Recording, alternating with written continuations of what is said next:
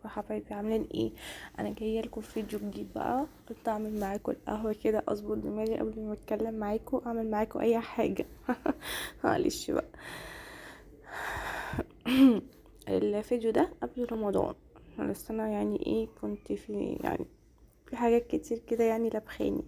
انا هعمل الاول معاكم ايه، انا هعمل معاكم الفراخ بالملوخيه. هعمل الاول الرز ونعمل فراخ انا بشوحها وما بحطش زيت ولا بحط سمنه ولا بحط زبده ولا بحط اي حاجه، علشان هي الفراخ بتنزل دهونها والسمنه بتبقى سمينه.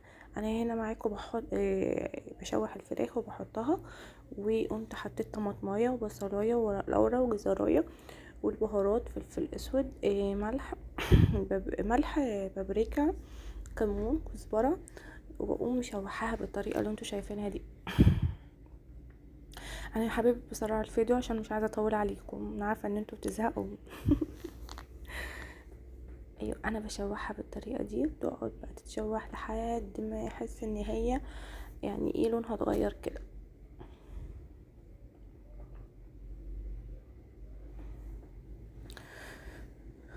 اللهم صل وبارك على الحبيب. رزي خلاص استوى اهوت خالص. مفلفل وجميل اهو. وبعدين هننزل بالميه السخنه، وبعدين نسيبها بقى تستوي براحتها. هي ما بتتاخرش في استوى الفراخ غير اللحمه هي اللي بتاخد غير سوا كتير.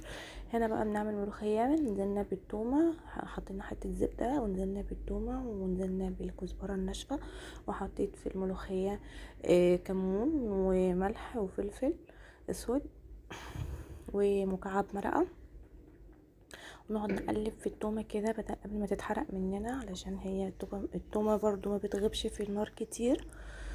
واحط الكمون في قلب التومه، بتديها يعني ريحه حلوه وهي بتعمل كده. قمت نزلت بقى بالملوخيه على التومه كده بالطريقه دي، وشهقت على فكره. بحب اشهق قوي في الملوخيه. وبعدين الفراخ استوت وطلعتها وحطيتها في صينيه اهيت، ودهنتها بالصلصه عشان انا هدخلها الفرن. على فكره بتبقى طعمها جميل جدا جدا يا جماعه والله. وده الشكل النهائي. قولوا رايكم ايه في الكومنتات، وانا مسرعه الفيديو عشان ما تزهقوش. باي.